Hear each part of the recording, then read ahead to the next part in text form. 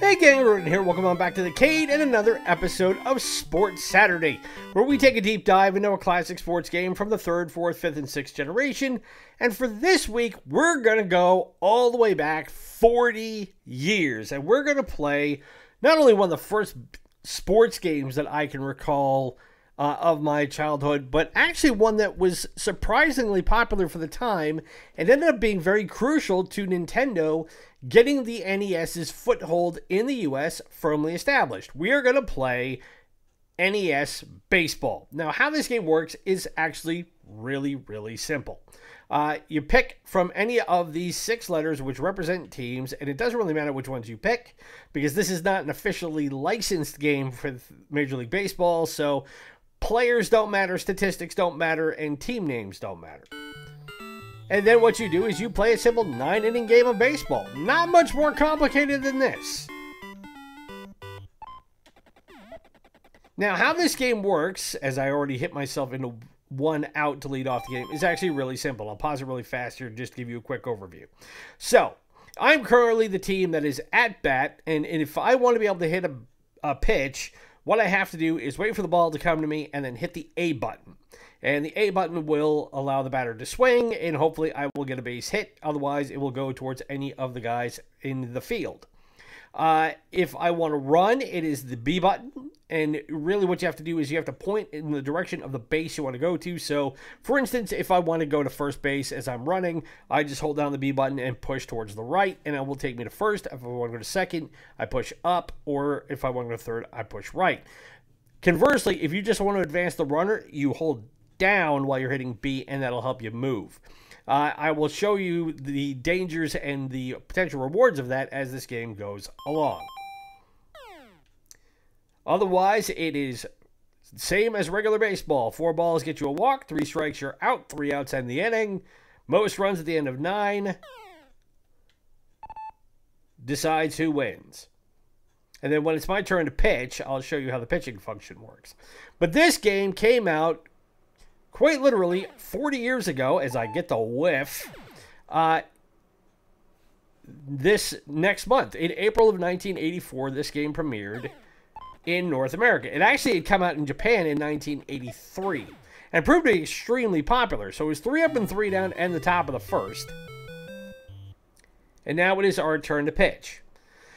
Now, as the pitcher, what we can do is we have a couple of different pitches at our disposal. If we want to throw a fastball, we hold the joystick down and hit A. And we don't have much gas on our fastball. That was like 83 miles an hour. But it was enough to get an out. Now, if we want to throw a changeup or a slow ball, we hold up and hit A. And then if you want to throw what's called a breaking ball, curveball, slider, screwball, something to that effect, you can hold it to the right or to the left and then come back the other way with it. And that can help manipulate the pitch across the plate. Now, you got to be careful about it because it is very easy to put the pitch in a spot where if you are looking at a batter and get it right over the fat part of the plate, they can absolutely crush it.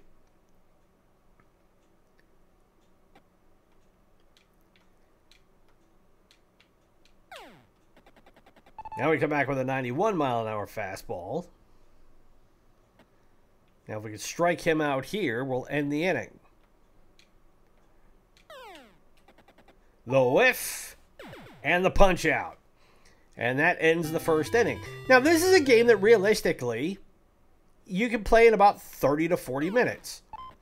It depends on obviously how many runs you can put together. It depends on what you're able to do. Oh, yeah, that's going to keep rolling all the way to the wall, and we ended up muscling out a double. So that's good for us.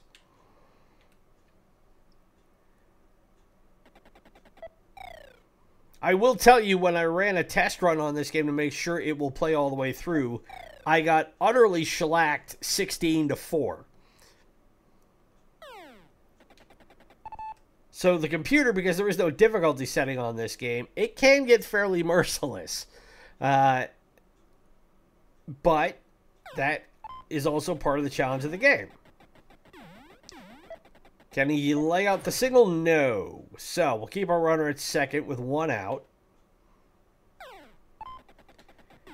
Ground ball towards first. Quickly, there's 2 outs.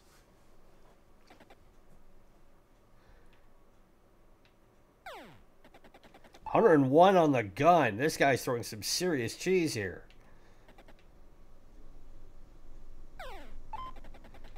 Back up the middle, and that's a base hit. Now, I could try and send that the runner on third home, but the guys in the outfield, despite their ability to not run very far or very fast, have absolute rockets for arms. And we don't get the run home, so the run does not score, and it's still 0-0 going to the bottom of the second. Now, this game was created and designed by one Shigeru Miyamoto. Now, if you know your Nintendo history, that name should be rather familiar to you, because he was the genius behind pretty much every great Nintendo Entertainment System title of the early to mid-1980s. He created Donkey Kong, Mario Brothers, Super Mario Brothers, The Legend of Zelda. You go back through the early history of Nintendo from... Oh, that is crushed. Pardon me while we whip this one out. That was absolutely destroyed, and that puts the Yankees, hence the Y, on the board. 1-0. Anyways, I was saying, Shigeru Miyamoto decided that he wanted to come up with the idea of a baseball game and see if there was anything that would be of interest, especially because he was a fan of baseball at the time and thought, why not try and put one on the Famicom, later in the US as the Nintendo Entertainment System.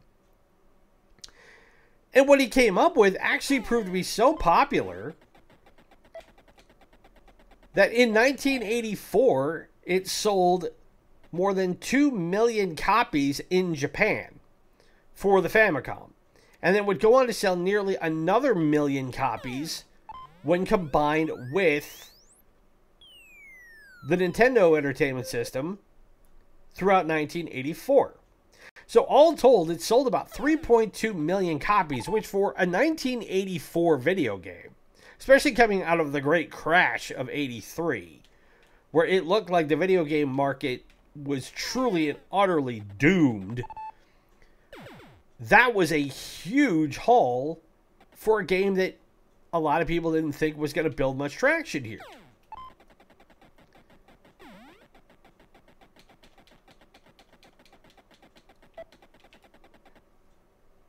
Get that to third to hold the runner, but now the sacks are packed with 1 out. And they could already blow this game open in a hurry if we're not careful. Now, as a kid, I will tell you that when I got my Nintendo Entertainment System, oh, that is ripped. I got my NES in 1986. So I had to wait 2 years to get a Nintendo. But when I got it, along with the original Top Gun, which is a game we've already highlighted here on a one-day playthrough, this was one of the first games I picked up. And it was a game that I liked because it was not super hard to learn how to play. And 2, the 2-player variation of this game is actually really, really well done.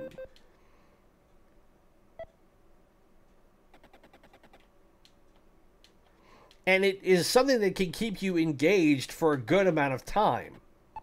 Because the challenge is there in terms of being able to pitch and hit and field.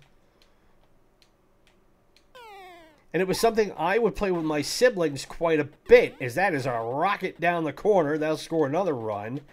And the Yankees have already put up a nickel in the bottom of the second. He's going for third. Can I get the ball there in time? He is meat. But the damage is done. So 5 runs come home in the second inning, and we are already behind the 8 ball going into the top of the third.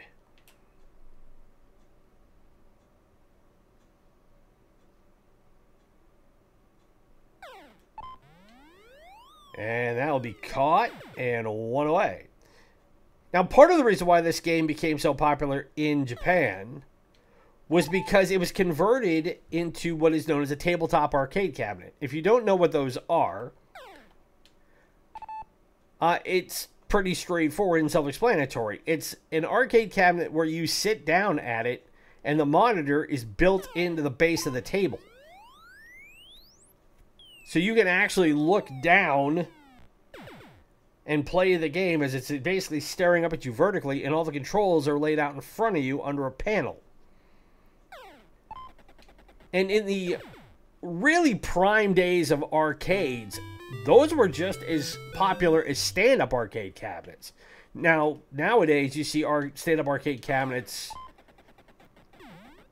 in a lot of places, especially thanks to the Retrocade era, of which I take no credit for that, but it was definitely an inspiration for me wanting to put this channel together.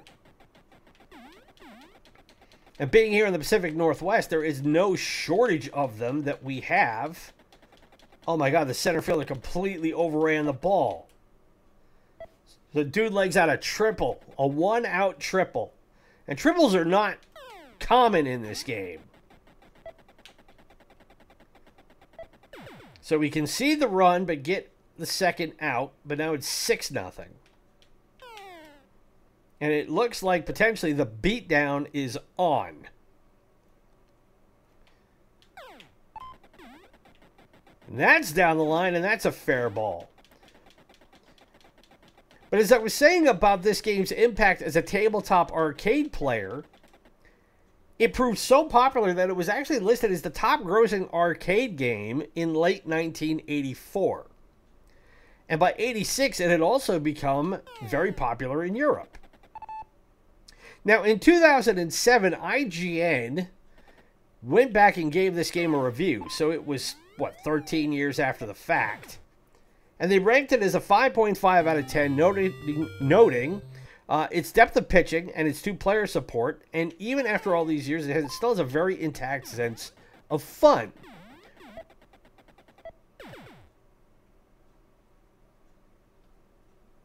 Now, in 2006, GameSpot gave it a review and only gave it a 4.2 out of 10, saying that while it was an easy game to play, it was an extremely bare-bones version of the game of baseball, and it hasn't aged well. Well, that is depending on a couple of factors.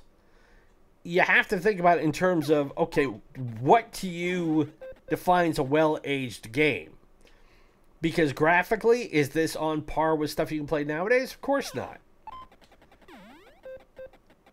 But if you look at it in terms of gameplay, is it any worse than most modern sports games you see nowadays? I can't say it isn't. Yeah, it doesn't have all the bells and whistles of a modern baseball game or even a modern football or basketball game. But it's got enough going for it that it at least provides you with, a half an hour's worth of fun. That you're not having to sit there and be on top of everything in terms of whose stats are you keeping and player progression and a lot of the stuff that we take for granted in sports games nowadays, because it's all fairly common when it's not flooded with microtransactions. That's a fair ball down the line. Man, these guys are using the baselines like they're going out of style. He's going to leg out another triple? He legs out another triple.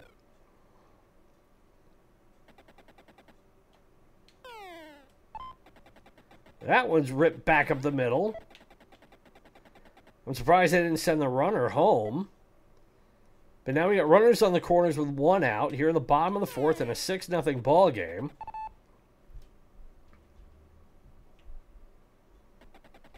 And that we got away with throwing a 49-mile-an-hour changeup is silly.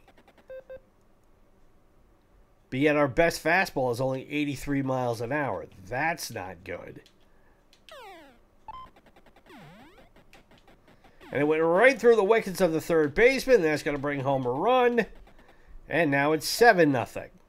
So maybe the 16-4 beatdown I got in my test run of this game was a harbinger of things to come.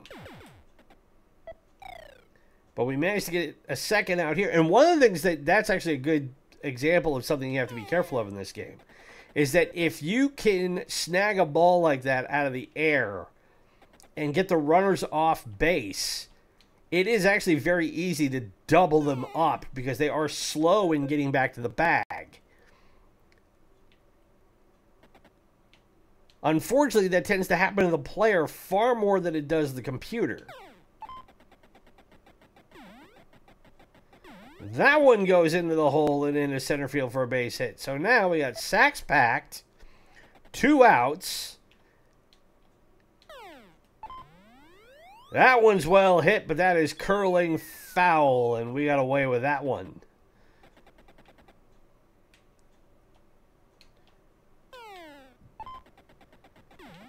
That one's ripped back up the middle, and that's going to be a base hit, and that's going to bring up another run, and it's 8-0.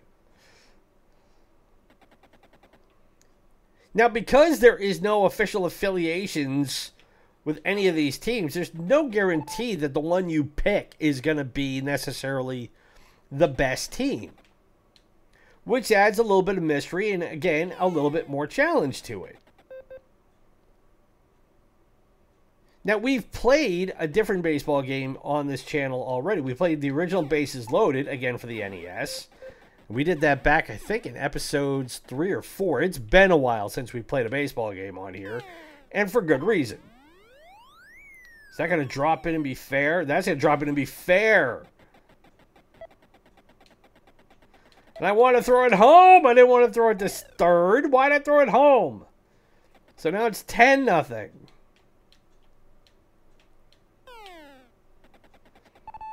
The ball was right there. I just want to throw it right to the catcher, and he wasn't there.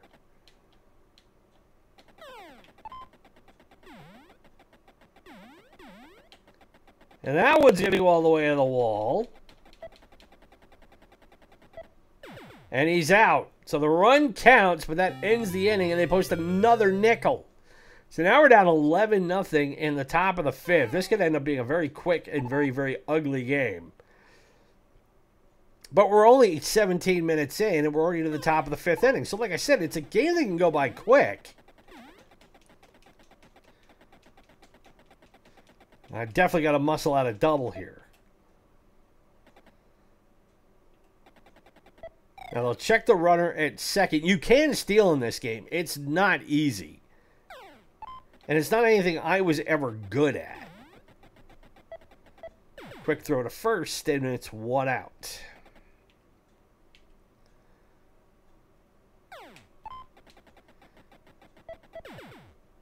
And just like that, like I told you, they turned 2. I hit it right to the second baseman. He got the first out, flipped it right to the shortstop, and just like that, inning over, and down to the bottom of the 5th we go. Now, while this game looks obviously very rudimentary in its design, one of the things that it does have going for it, it was a template that ended up becoming very, very popular throughout the 80s and was the original idea for what ended up becoming known as RBI baseball, which I believe was created by Tengen, which was a subsidiary of Nintendo. They're the same people that brought Tetris in its original guise. Well, actually, Tengen was a subsidiary of Atari, as I get my facts straight.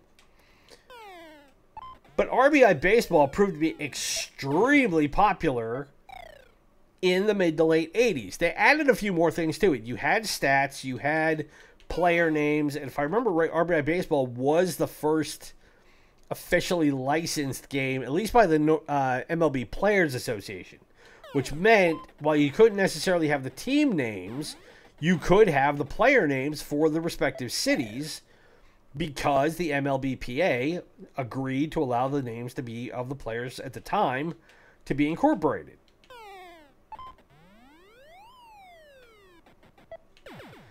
And inning over.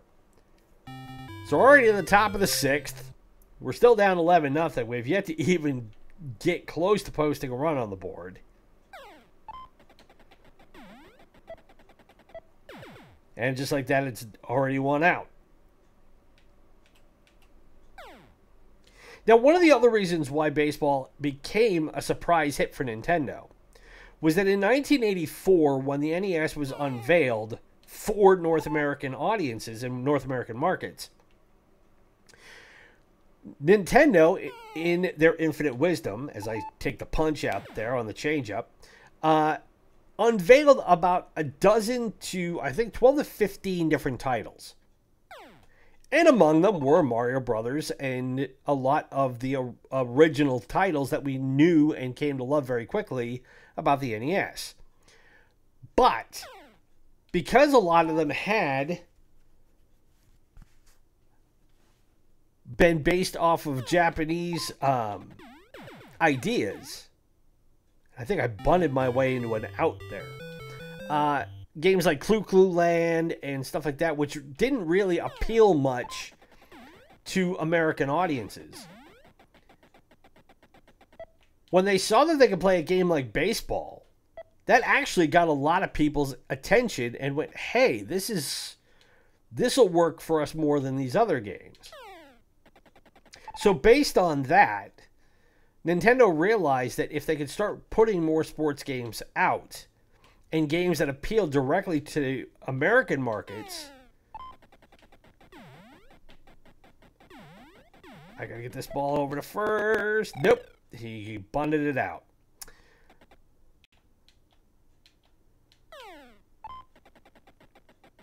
And that one's ripped back up the middle for a base hit. And again, the sacks are packed and nobody's out. So the route is definitely on here. And because we can't change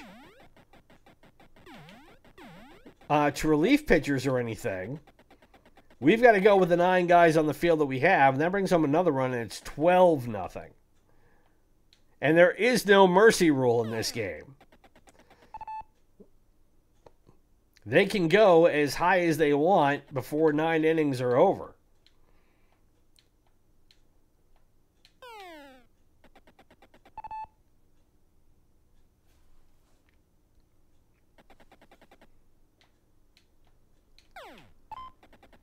And back up the middle again. And that one's going to go all the way to the wall. And that's going to bring home at least 1 run.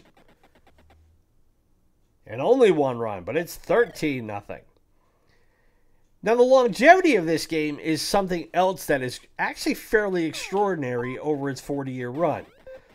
In the time since it came out in the U.S. in 1984, it was reissued 10 times between then and 2020. It was released in 1986 on the PlayChoice 10 arcade cabinet, which if you go to any modern retrocade now, oh, that is crushed. Grand slam. They go El Gabong. Well, that's the last thing I needed. That makes it 17-0 with nobody out. We've come to a baseball game and a football game's broken out. We've got 2 touchdowns and a field goal already. But it was then released in 1989 on the Game Boy. It was released in 2002 on the Game Boy Advance and the GameCube. Came out in 2007 on the original Wii. And we finally get our first out. 2011, it was released on the 3DS Virtual Console for the Game Boy version. 2013, it came out on the Wii U Virtual Console. And then in 2018 and 2020, it was released on the Switch in different variations. So it is still possible to play a 40-year-old game in a new system.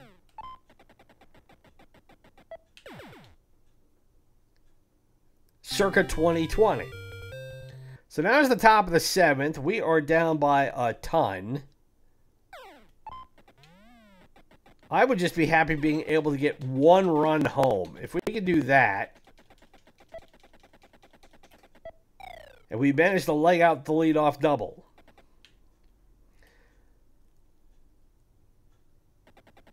But as we have shown, since we've brought this series back after its sabbatical to play Dark Souls Remastered, we haven't gotten any better at getting through sports games in the time it was away. We lost last week playing college hoops for the PS2. Although that one was a bit closer. That one at least went to overtime. This one, we're not going extra innings unless the highly, highly improbable happens. Unless they give up at least 17 runs over the course of the next 2 innings, which I don't see as happening. And he's meat going to third. I thought I could advance the runner. Did not happen. So we still got one on, but we got one out.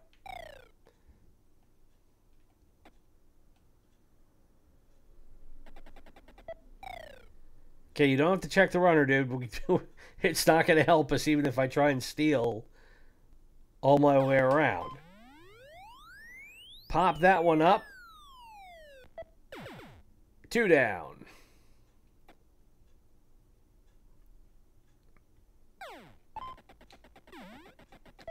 And that one came down right in front of the catcher, but we managed to leg out a single, so we got 2 on and 2 out. Now if we can park one in the seats, at least we can make it respectable. But we got to get around on one first, and we whiffed at the first pitch, 0-1. Oh, that is crushed. Goodbye. Oh, that's way out of here. Well, we're on the board. It took 7 innings. Or 6 2/3 innings, I should say. But we're finally on the board. So we're not going home with a bagel. It's 17-3.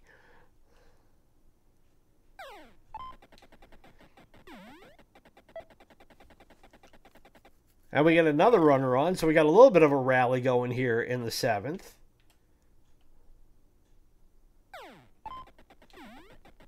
And another base hit.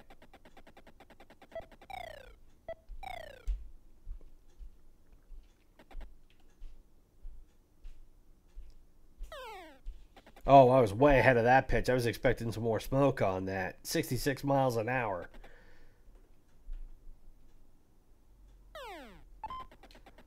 Instead, we tap that one foul. Check the runner at first.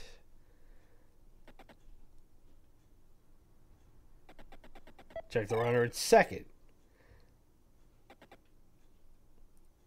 All right, Southpaw, just throw this bad boy in here. Well, the inning is over, but the damage is done, and it's stretch time. 7th inning stretch. And we're only down by 14. It's a 2-touchdown advantage in a baseball game.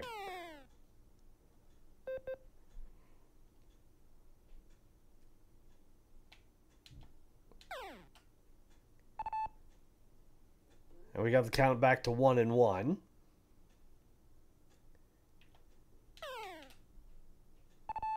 Pain to the corner that time, 1-2.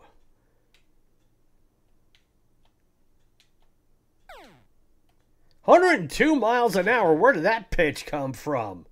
I could have used that about 4 or 5 innings ago.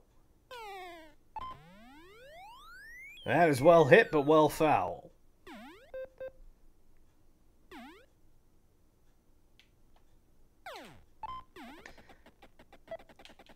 Scoops it at the first baseman, over to the pitcher, 2 down.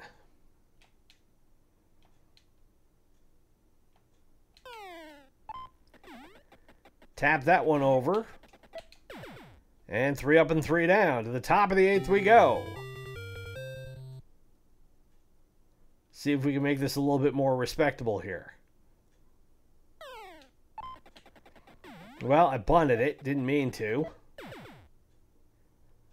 And just like that, 1 out.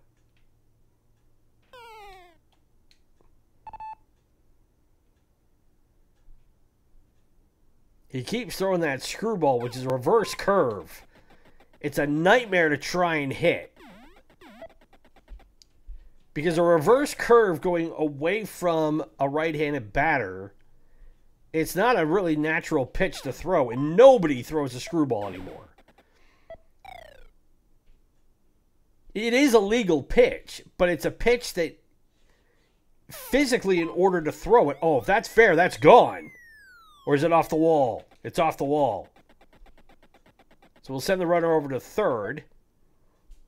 There's only one guy I know of, one pitcher I know of in Major League history that ever was famous for throwing a screwball. And he was a guy who pitched way, way, way, way back, almost 100 years ago, in the 1930s, and his name was Carl Hubble. His nickname was Mr. High Pockets. And he threw a screwball.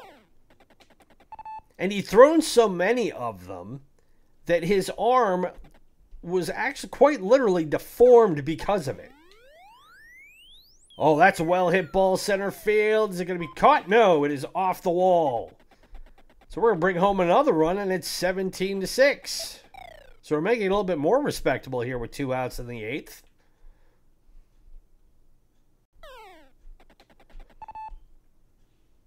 But if you had a major league pitcher who came along nowadays and tried to throw a screwball, I'm pretty sure he'd be laughed out of the league.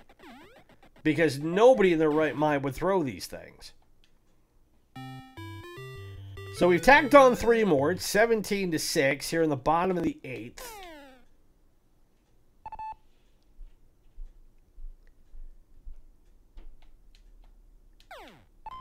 And now, if we can just get these guys out and get to the top of the 9th, we would need 11 to tie, 12 to take the lead. Which, I ain't a betting man, especially since betting's not allowed in baseball, but don't tell Shohei Ohtani that, allegedly. Or at least his interpreter. But I don't think that's going to happen.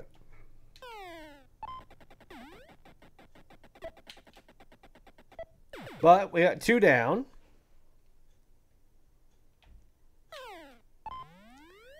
Oh, well hit ball down the line. That is going to drop in and be fair.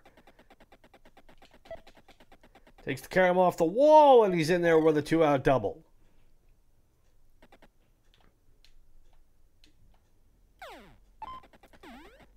Rip shot to second. Well played, and that will end the inning. So we go to the top of the 9th. Last chance for us here. We got to tie it and take the lead, or this is the end of the game. Well, just like that, it's 1 out.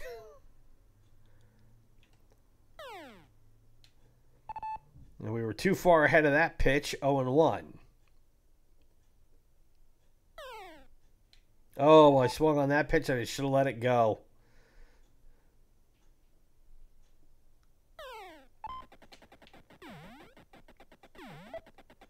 And we're down to our last out here.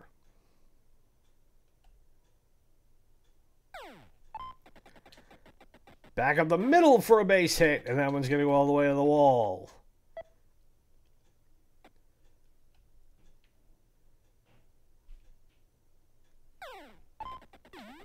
But ground ball back to the pitcher. That should end it, and that is the ball game. Well, we put in a college try at least, but we did end up getting our clock summarily cleaned 17-6. But that, everybody, is NES Baseball from 1984 for the Nintendo Entertainment System. So we have to go by our usual 2 criteria. Is this a good game? Well, for the time, this was a very popular game. It was a well-constructed game. It was a challenging game. It is a game that you can play with 2 players, and that added to the fun of it. Is it the most graphically innovative game? No. Is it the deepest game? No. Is it a game that you could make today? Sure. But is it one that you could make the same way? No. Nowadays, sports fans are far more discerning, and game companies understand that in order to create a sports title that is going to get people's attention when they're not just piling on an endless supply of microtransactions, it's all about the presentation. You've got to do what you can to replicate what seems to be an authentic baseball experience. The problem, though, is that unlike 40 years ago, baseball is not nearly in the position where it was back then here in 2024.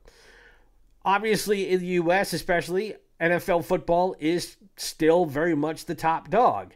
NBA basketball is not too far behind it. But when you look at the advances that have been made in the popularity of European football / soccer, as we have colloquially referred to it here in the U.S., it has very much pushed baseball back to, I dare say, a 3rd or 4th tier sport.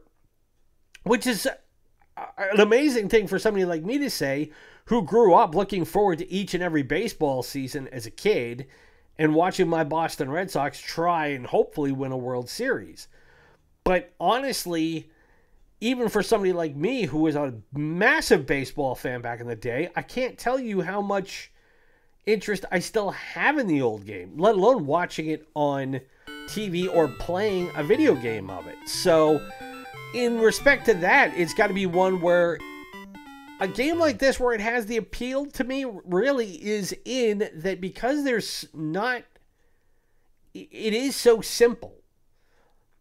It allows the player to kind of do their own thing with it. You're not confined to the city names. You're not confined to the team names. You don't have to go by who the players are on the roster. You can kind of create your own world in a game like this. And to somebody like me, that is sometimes more fun than playing a super detailed, super regimented sports game. So, if you've had experience playing this game, let me know. Let me know what your history with it was, and where you're at playing sports games like this nowadays, or even modern sports games, because it is something that a lot of companies are struggling with here in the 21st century with keeping these sorts of things relevant. But again, that's Sports Saturday for this week. If you've been enjoying the content, best way to show it, hit that like button, subscribe if you are new, ring the bell to be notified of the latest content. Be sure to tune in tomorrow for Sucker Punch Sunday, where we will play a classic fighting or fighting platform-based game from the 3rd, 4th, 5th, and 6th generation. We premiered Virtua Fighter last week. It was our first title for the Sega Saturn. Had a lot of fun with that one. We haven't decided which one we're going to play yet, but that's why you need to tune in and watch them. Be sure to follow us on social media through Instagram and Threads at Ronan's Retrocade to help spread the word about us as we continue to grow our channel and build our subscriber base. It's all about having this interaction with you guys, as hopefully you are people as nostalgic about the golden age of gaming from 1984 to about 2010. That's why we built this channel, and that's why we continue to bring you content every week.